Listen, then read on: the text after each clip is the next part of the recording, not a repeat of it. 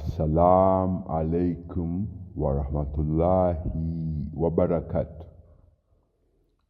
Dear humanity, I've come again to kind of remind you living human beings that life on this planet is not a coincidence. It's not a coincidence. You being living human being is not a coincidence. You being able to wake up or eat or whatever is not a coincidence. And it's not what you call,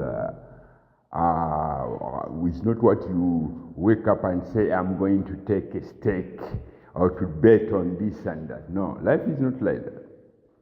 So I'm just reminding you living human beings of your responsibilities to your own bodies, especially your own bodies, and to the people around you, because you are all living human beings who were created to live in harmony. You are all living human beings who were created by Allah to live in peace, in harmony, in order that you do kind of enjoy the beauty of life. Because I did explain to you human beings that life is a religion. Life is a religion. And that most holy, beautiful religion is Islam. Life is a religion, and that most holy, beautiful religion is Islam. As living human beings, you were created from the most holy, beautiful religion of Islam. And everything that you look at in every direction, although all those living creations, their religion is Islam, because that is the religion of the most holy, glorified, almighty Allah. Today, I'm just reminding humanity that there is something that is very important, that as living human beings, you are not at war with anybody, or you are not at war with me, or with the words that I said to you as living human beings. Because if you look back, before I haven't been sending these messages, I've done so, I think it's less than, about 8 years, I've done my messaging to humanity. It's coming to 8 years. But when I used to message, I used to do it to make it simple. But in the last couple of years, last 3-4 years, I kind of try to open the minds of men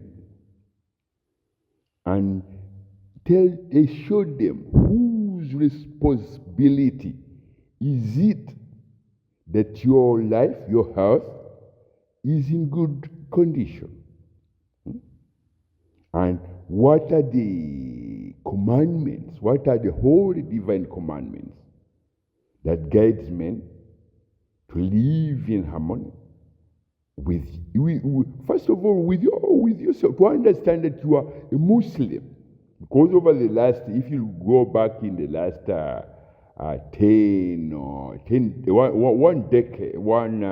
10 years or more, Islam was being tainted with very, very ugly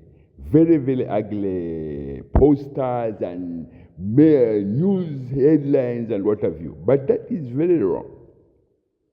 Maybe that time you as living human beings, you did not know that it is from Islam that every one of you was created, and it is from Islam, from the most holy, beautiful religion, That you women who look at your bodies and you say, oh, you look in the mirror and you say, I'm beautiful.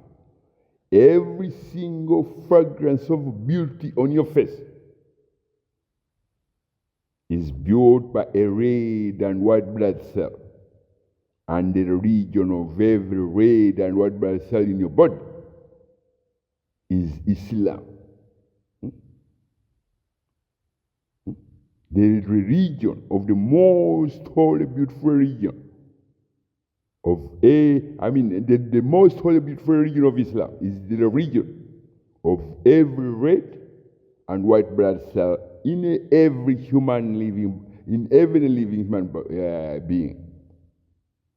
So, over the years, many of you did not know what Islam is because you used your own, you abuse. When a people lose their worthiness and they become worthless, that's when they find things like the spilling of blood of others a kind of an entertainment thing.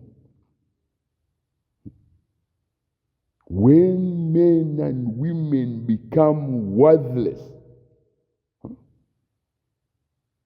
they find the spilling of the mutilating and the psychological and physical mutilation of others, of their fellow living human beings. They find that entertaining because you've lost the worthiness of yourselves as living human beings. And then you lose the ability to recognize the beauty of life. Whereas, every living human being on this planet is a Muslim. Whether you like to hear it or not, but that's the way it is. That is the way it is. Every living human being on this planet is created or is conceived, created, and given birth on her new arrival on this planet or whatever as a pure Muslim. With that, I did show you something maybe you did not understand its proper interpretation. A very holy signature of Allah that is in every throat of every living human being who has ever stepped on this planet. In every throat, in every, whatever, the bottom of your throat here, or whatever, there is a holy special signature of Allah. That holy signature, Allah demands that when you are alive on this planet as a new baby born child, in order to identify yourself to your mother, you have to satisfy the most holy, beautiful name Allah, so that your mother can recognize, because she carried you for 9 months. She did not know how you look like. She even didn't know what you ate. She didn't even know she didn't know anything. She doesn't know anything about you. And you too, when you're in your mother's womb, you don't know anything about your mother who is carrying you. You only know Allah when every living human being is in the womb of a mother. She or he, they know only Allah, the most holy, glorified, almighty Allah. Because He molds you from a single molecule, atom, whatever you can think of, to what you living human beings, beautiful women, beautiful handsome men, whatever, strong, whatever. You are all Muslims, created by Allah. With that, Allah puts a signature. The signature that whether you like it or not, as a new baby born child. On this planet, you have to bear witness to those around your mother and your mother herself. That is Allah, Allah, Allah, Allah, Allah who created you, who molded you, who has been your friend when you were in the womb of your mother. When you were in the womb of your mother, it's Allah who molded you, who was your friend. So with that, my people,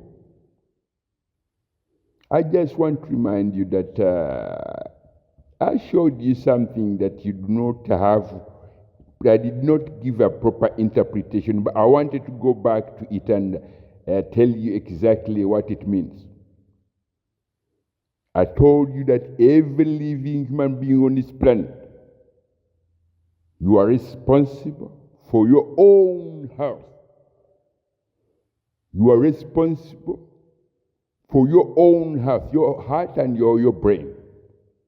With that, Allah has laid down all the divine laws that prohibits men from alcohol, prohibits men from adultery.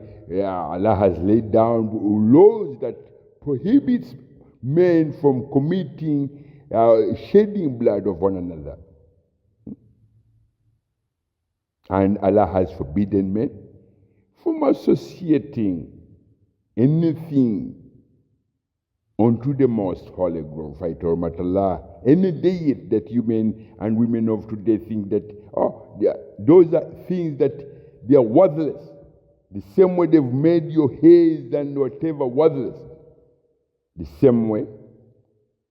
One, or maybe, for instance, if you are dry, because I would say things that men think that, I'm worthless. When you have maybe a car, when you're driving a car, a Mercedes or a whatever, you name it. You may think, no. It may drive you 2 meters and then it shuts down. It may shut down forever that you'll never be able to use it.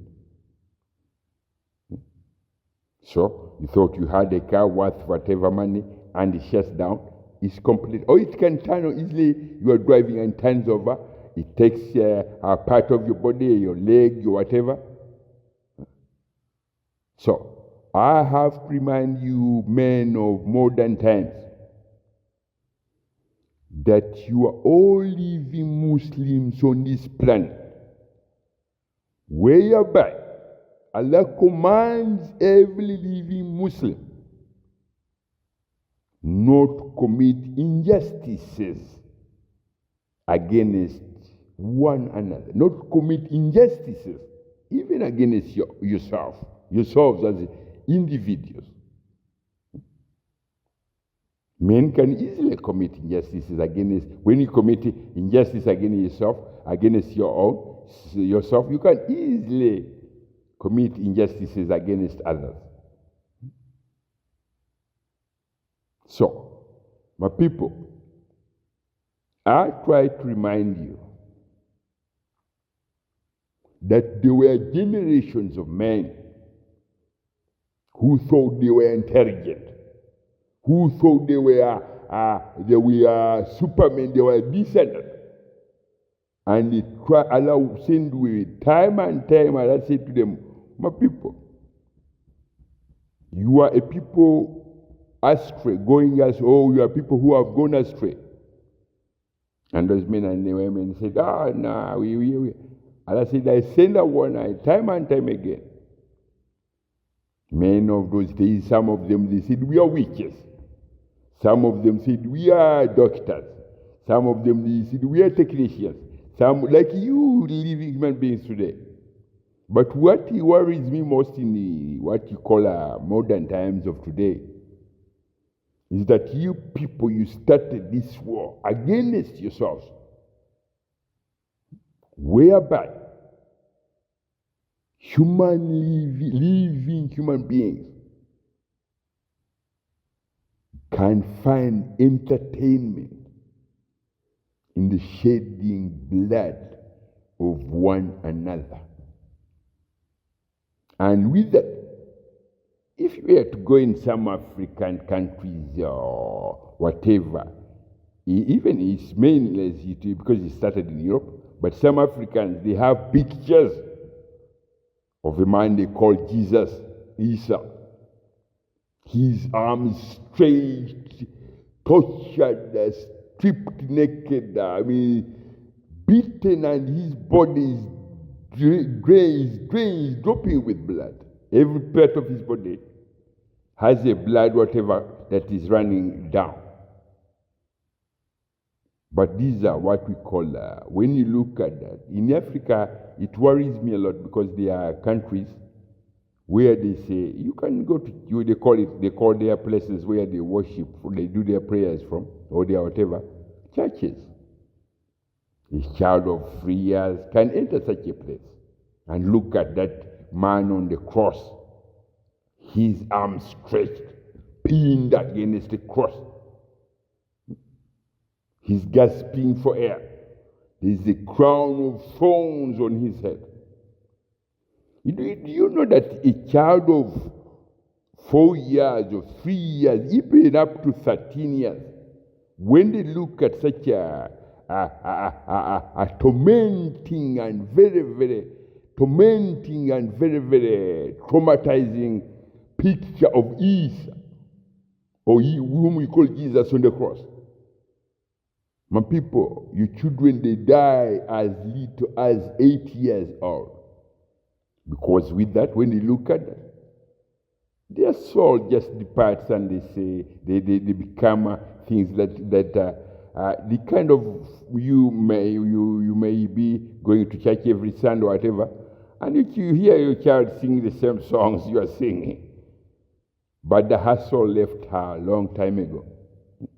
Her clean soul left her a long time ago, because I know not a sick person can easily look at that, and we're looking at such a picture of a man, his arms pinned on the cross, he's gasping for air, there's a crown of thorns on his head, he's stripped naked. A child, when they are at the age of 8 and between 8 and 9 and 7, they wouldn't tell you as a mother that, mother, this is very dirty, this is very sickening. They wouldn't tell you. But deep down inside them, they are broken. The dignity in them is broken, is crushed. They become useless to themselves.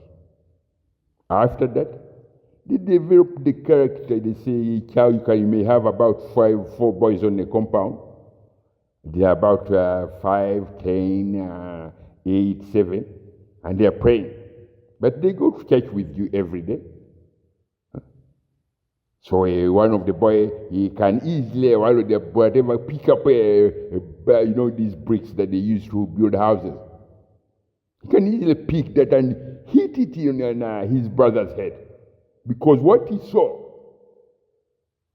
the one whereby a man is on the cross, whom we call Jesus, is on the cross, his arms pinned against the cross, his body is gasping for air and is drenched in blood. Then that boy lost once. Anybody under the age of 10 or whatever can easily pick up a brick and he throw it at his brother, because his soul died when he looked at that psychological weapon that killed him, killed his soul. The psychological weapon of a man who crucified, he's bleeding, his head whatever with thorns, a crown of thorns. My people, this is something which you conjectured.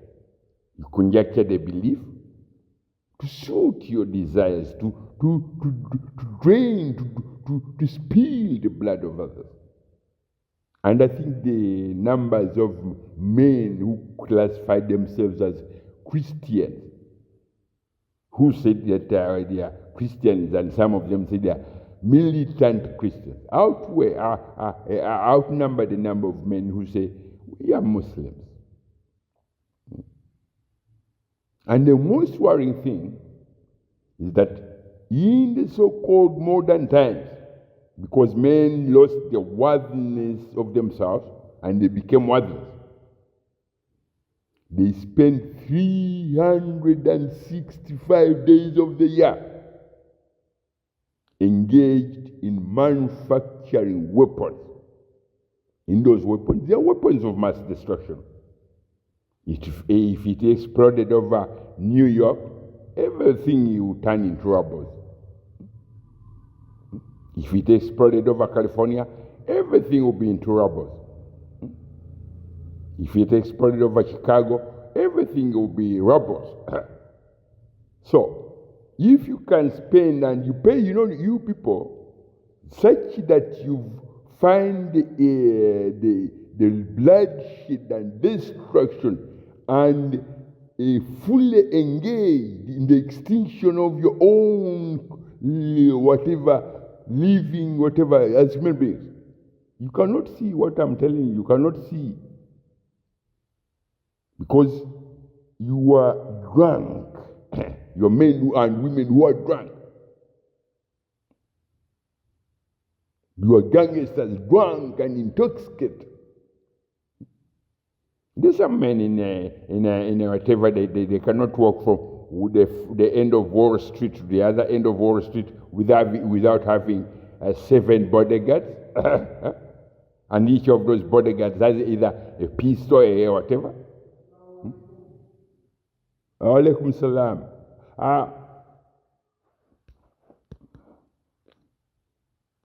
Bismillah ar-Rahman ar-Rahim.